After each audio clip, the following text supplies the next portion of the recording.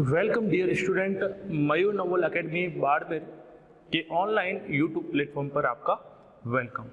मैं अमृत लखारा आज आपके सामने एक नया टॉपिक और उस टॉपिक के रिगार्डिंग कुछ बातें करेंगे। अपनी इस पिछली वीडियो के अंदर हमने रिफ्रैक्शन नाम का एक टॉपिक जो है वो स्टार्ट किया था और रिफ्रैक्शन क्या है इसका बेसिक फिनोमिना अपन ने पढ़ लिया।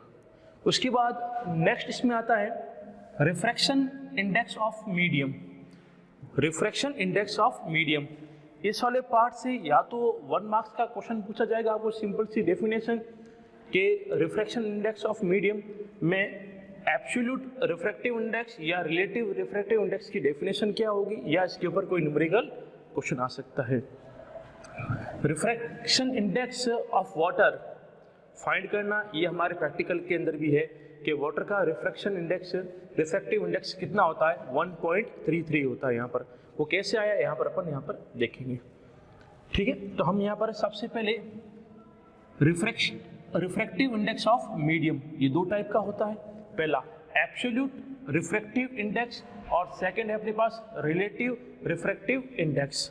हम इसके ऊपर आएंगे अब कि एब्सोल्यूट रिफ्रैक्टिव इंडेक्स किसे कहते हैं और इसकी डेफिनेशन क्या है। तो यहाँ पर सबसे पहले इसकी लिख देंगे यहाँ पर डेफिनेशन।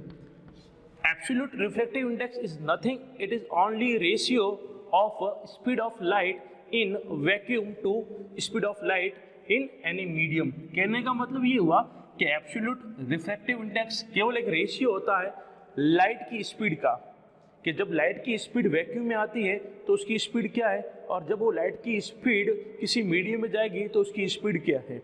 उन दोनों स्पीडों का जो रेशियो है उसी रेशियो को बोलेंगे एब्सोल्यूट रिफ्रैक्टिव इंडेक्स। तो जैसा यहाँ पर हमने कहा है वैसा आप लिख देंगे the ratio of speed of light in vacuum to speed of light in any medium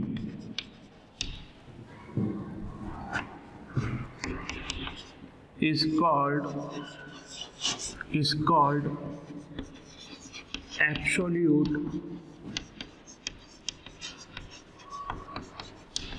refractive index। क्या? The ratio of speed of light in vacuum to speed of light in any medium is called absolute refractive index.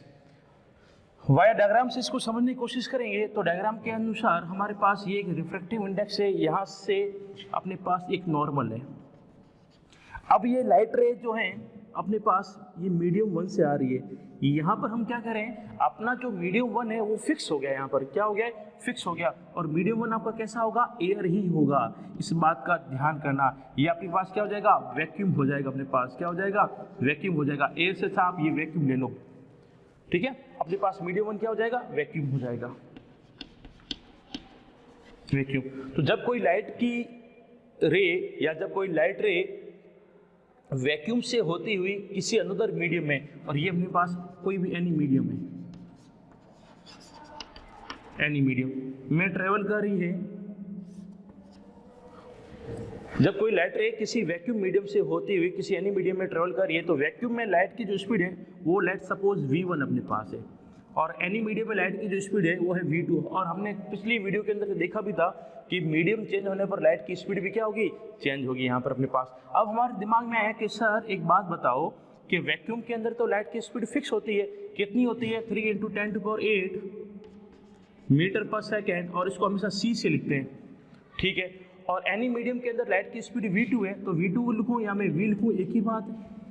तो मैं यहाँ पर कह सकता हूँ, तो यहाँ पर मैं अभी कह सकता हूँ कि एब्सोल्यूट रिफ्रैक्टिव इंडेक्स, एब्सोल्यूट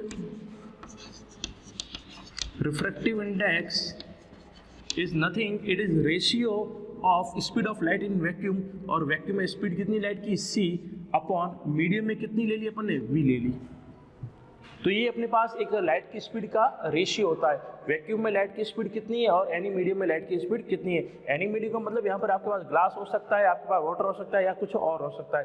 अब एब्सोल्यूट रिफ्रैक्टिव इंडेक्स चाहे कुछ भी हो, चाहे रिलेटिव हो, चाहे कुछ भी हो, इसका जो सिंबल होगा वो होता है म्यू। क्या? म्यू। कोई कोई जो बुक है इसको स्मॉल एन से भी लिखती है, तो दोनों ही राइट है। आप चाहो तो म्यू से लिखो, आप चाहो तो इसको स्मॉल एन से लिखो।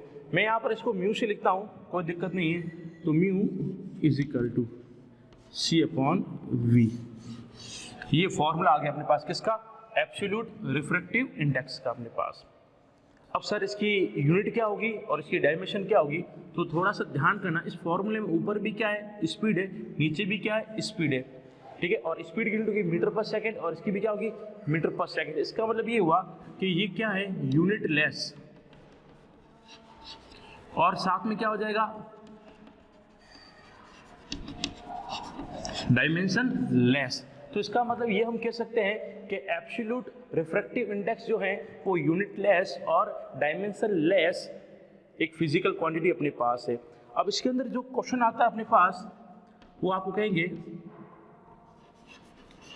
Absolute refractive index of water. क्या? हमें वाटर का एब्सोल्यूट रिफ्रैक्टिव इंडेक्स चाहिए। इसका मतलब हमारे पास दो मीडियम है, एक मीडियम तो फिक्स हो गया, वो किसका होगा? वैक्यूम का होगा, और जो सेकंड मीडियम है वो किसका हो जाएगा? वाटर का हो जाएगा। तो हमारे पास यहाँ पर म्यू निकाल देंगे हम, mu is equal to c speed of light. तो वैक्यूम में स्पीड कितनी है? 3 × 10⁸ अपने पास, upon speed of light in water. Water में स्पीड क्या होती है लाइट की? तो हमने बताया था कि 2.25 × 10⁸। सही है। ग्लास के अंदर कितनी हो जाती है? 2 × 10⁸। वाटर में कितनी है? 2.25 × 10⁸। तो 10⁸ से 10⁸ कैंसिल आउट हो गया, यहाँ से ये पॉइंट हटा ऊपर 300 आ गया। 300/225 सॉल्व करेंगे तो अपने पास जो आंसर आएगा वो आ जाएगा 1.33। सर यूनिट क्या होगी? यूनिट लेस है, इसका कुछ भी नहीं है। तो एक बात का ध्यान करना कि वाटर का रिफ्रैक्टिव इंडेक्स कितना होता है? 1.33 होता है अपने पास। वाटर का रिफ्रैक्टिव इंडेक्स कितना होगा? 1.33 होगा अपने पास। तो ये सिंपल सा एक टॉपिक था अपने पास, एब्सोल्यूट रिफ्रैक्टिव इंडेक्स। इसमें इस बात का ध्यान करना है कि ये कुछ भी नहीं है, वेलोसिटी का रेशियो होता है। इसमें फर्स्ट मीडियम है वो अपने फिक्स किया अपने यहाँ पर, इसमें फर्स्ट मीडियम जो है वो अपना फिक्स्ड हो गया, और वो कौन सा हो जाएगा? वैक्यूम। ये तो एक बार इसको देख लीजिए और नोट कीजिए इसको। चलते अपन इसका सेकंड पार्ट यहाँ पर।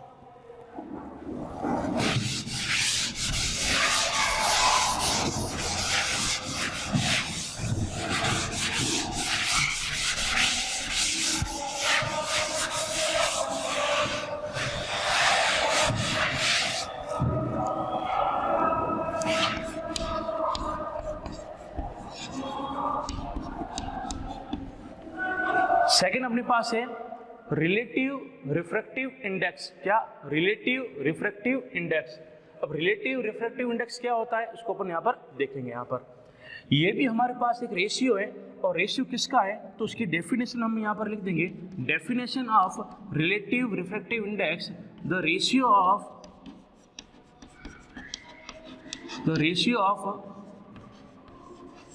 Speed of light in one medium to another medium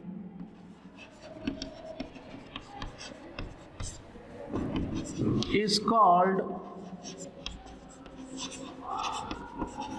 relative refractive index। यहाँ पर तो इस बात का ध्यान करना कि relative refractive index is nothing, it is the only ratio the speed of light in one medium to speed of light in another medium. इसका मतलब ये हुआ कि सर इसके अंदर कोई भी मीडियम फिक्स नहीं होगा। जैसा आपने यहाँ पर एब्सोल्यूट में किया था कि आपने फर्स्ट मीडियम जो है वो वैक्यूम को फिक्स किया, यहाँ पर आपका फर्स्ट मीडियम और सेकंड मीडियम कुछ भी हो सकता है, चाहे आप एयर लो, वाटर लो, वाटर लो, एयर लो, वाटर, ग्लास, ग्लास, वाटर, कुछ भी ले सकते हो। आपका फर्स्ट मीडियम कुछ भी है और सेकंड मीडियम भी कुछ भी है। अब सर आपने ये V1 और V2 कैसे लिखा है यहाँ पर, तो देखिए यहाँ पर ये हम कह रहे हैं कि यहाँ पर मीडियम 1 अपने पास है, ये मीडियम 1 अपने पास है, वो कुछ भी हो सकता है, और ये मीडियम 2 अपने पास है, वो भी कुछ भी अपने पास हो सकता है। अब जो लाइट की रे है वो मीडियम 1 से आ रही है, तो मीडियम 1 से आ रही है, इसकी कोई ना कोई वेलोसिटी होगी, तो इसकी वेलोसिटी मान ली मैंने V1। तो यहाँ पर मैंने लिखा है the ratio of speed of light in one medium V1, मतलब फर्स्ट मीडियम जो है वहाँ पर मैंने लाइट की स्पीड को क्या माना है, V1 माना है। अब जब लाइट की रे V1 मीडियम 1 से मीडियम 2 में जाएगी तो ये हल्की सी बेंड होगी टूवर्ड्स या अवे, वो इस बात पर डिपेंड करेगा कि चीज़ें क्या है अपने पास, ठीक है। अब जब लाइट की रे सेकंड मीडियम में जा रही है तो उसकी जो स्पीड है वो चेंज होगी, और मैंने एज्यूम की कितनी, V2 ले ली, क्या ले ली मैंने, V2 ले ली यहाँ पर। तो लाइट की जो रे है उसकी फर्स्ट मीडियम में स्पीड कितनी है, V1 है, और सेकंड मीडियम में उसकी स्पीड कितनी है, V2 है। अब हमें क्या निकालना, रिफ्रैक्टिव इंडेक्स ऑफ मीडियम। तो यहाँ पर रिफ्रैक्टिव इंडेक्स ऑफ मीडियम होता है म्यू इज इक्वल टू यहाँ पर, ठीक है। अब यहाँ पर एक बात का ध्यान करना कि रिफ्रैक्टिव इंडेक्स को कैसे पढ़ा जाता है। हमें यहाँ पर रिफ्रैक्टिव इंडेक्स किसका निकालना है, मीडियम 2 का निकालना है। किसका निकालना है, मीडियम 2 का निकालना है। किसके रिस्पेक्ट में, मीडियम 1 के रिस्पेक्ट में। तो यहाँ पर जिसका रिफ्रैक्टिव इंडेक्स पूछे वो आपको यहाँ पर लिखना पड़ेगा इन वर्ड के अंदर। तो यहाँ पर मैं जो रिफ्रैक्टिव इंडेक्स निकाल रहा हूँ वो निकाल रहा हूँ medium 2 with respect to medium 1। तो इस बात का ध्यान करो क्योंकि अलग अलग बुक है उसको अलग अलग हिसाब से लिखती है। यहाँ पर मैं जो लिखूंगा अपना सिंबल उसको मैंने इन वर्ड के अंदर डिफाइन कर लिया है कि मेरे यहाँ पर रिफ्रैक्टिव इंडेक्स किस मीडियम का और किसके रिस्पेक्ट में है यहाँ पर ना। तो देखो refractive index of medium 2 with respect to medium 1। हम क्या करें, मीडियम सेकंड का, देखो क्वेश्चन न्यूमेरिकल आएंगे उसमें कंफ्यूजन वाली बात यही होगी कि सर निकालना किसका, रेशियो किसका लेंगे, ऊपर नीचे किसको करेंगे यहाँ पर। तो इस बात का ध्यान करना, refractive index of medium 2 with respect to medium 1। एक बार इसको देख लीजिए और समझिए इस चीज को।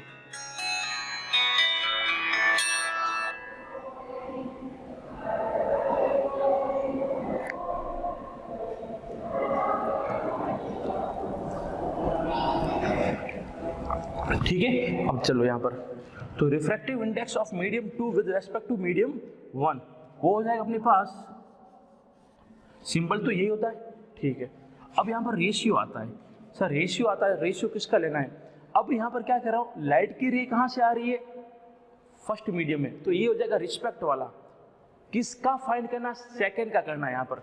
तो यहाँ पर हो जाएगा V1 अपॉन V2। जिस मीडियम का हमें रिफ्रैक्टिव इंडेक्स चाहिए उसकी वेलोसिटी अपॉन में आएगी, और जिसके रिस्पेक्ट में फाइंड करें उसकी वेलोसिटी हमेशा ऊपर आएगी यहाँ पर। इस बात का ध्यान करना है यहाँ पर। और इसको मैं लिख दूंगा 1 μ2।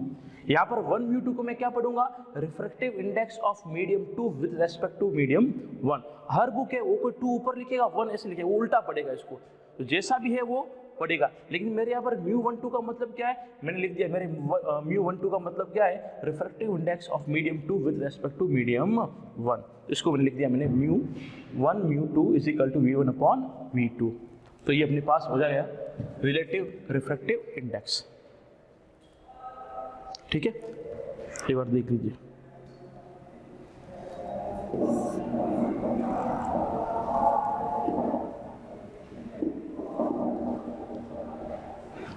ठीक है। चलो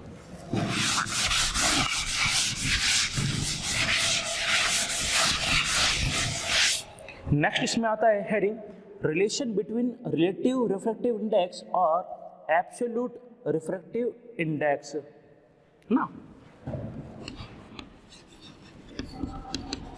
relation between relative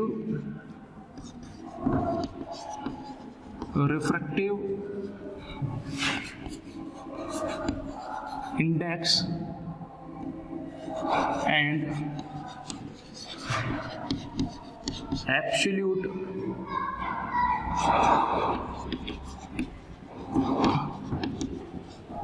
refractive index. ठीक है, चलो यहां पर अभी अपने यहां पर पढ़ा कि refractive index of medium 2 with respect to medium 1 हमारे पास है ये कुछ ऐसा V1 अपॉन V2। इस बात को ध्यान करो, हमारे पास जो रिलेटिव रिफ्रैक्टिव इंडेक्स जो है वो क्या हो गया V1 अपॉन V2। अब ये V1 अपॉन V2 क्या है यहाँ पर मैं लिखा हुआ है यहाँ पर। ठीक है, अब मैंने क्या किया, बोथ साइड मैंने C से मल्टीप्लाई किया ना, बोथ साइड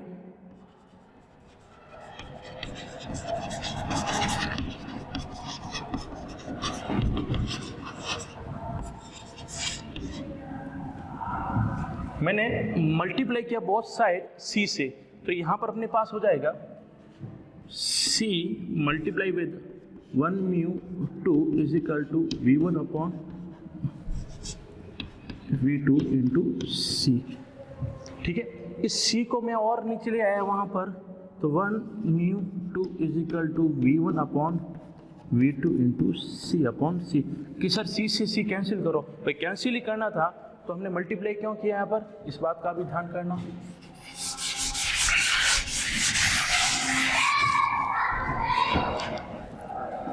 यहाँ पर अब मैंने थोड़ा सा इसको सेट किया और सेट करके लिख दिया 1 म्यू 2 इज इक्वल टू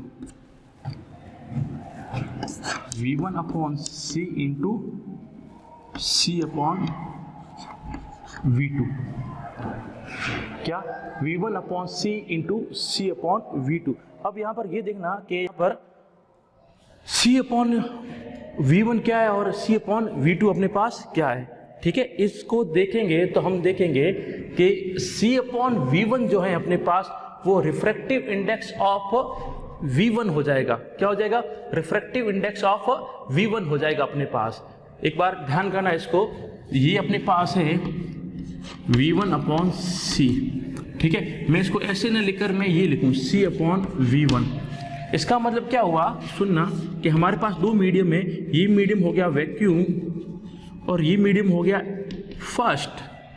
अब जो लाइट रे हैं वो यहाँ से और इस प्रकार ट्रेवल कर रही है, तो इसमें इसकी स्पीड होगी C और इसमें होगी यहाँ पर इसकी V1।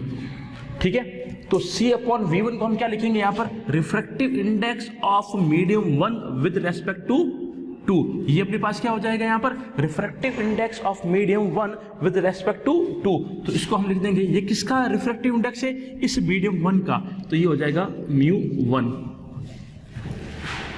ठीक है, अब ये अपने पास क्या है यहाँ पर, देखिए इसको C upon V2, C upon V2। यहाँ पर अपने पास क्या है, अब आगे अपने पास मीडियम 2 आ गया और ये आ जाएगा 2। तो इसको हम क्या लिखेंगे, लाइट रे है जो वैक्यूम से कहाँ जा रही है, मीडियम 2 में जा रही है, तो refractive index of medium 2 with respect to 1, तो मीडियम 2 का रिफ्रैक्टिव इंडेक्स कह रहे हैं हम, किसका, 2 का कर रहे हैं, तो ये आ जाएगा म्यू और 2 आ जाएगा। अब इन दोनों वैल्यू यहाँ पर पुट करो, सिंपल सी। बस इसमें कंफ्यूजन वाली स्थिति यहीं पर ही है कि हमें कैसे लिखना है। यदि समझ नहीं आए तो वीडियो को रिवर्स करके वापस एक बार समझना कि हमने क्या कहा था यहाँ पर। 1 mu 2 is equal to V1 upon C, लेकिन यहाँ पर C अपॉन V1 है, तो ये हो जाएगा 1 अपॉन म्यू 1 इंटू ये हो जाएगा म्यू 2, तो 1 mu 2 is equal to mu 2 upon mu 1 हो जाएगा। या मैं इसको ऐसा लिख सकता हूँ यहाँ पर 1 mu 2 is equal to mu 2 upon mu 1 इंटू V1 upon is equal to V1 upon V2। ये रिलेशन अपने पास है यहाँ पर, तो एक बार इसको नोट करना। इसके ऊपर जो क्वेश्चन होंगे वो अपन अगली वीडियो के अंदर करेंगे। आज की वीडियो में केवल इतना ही। Thank you.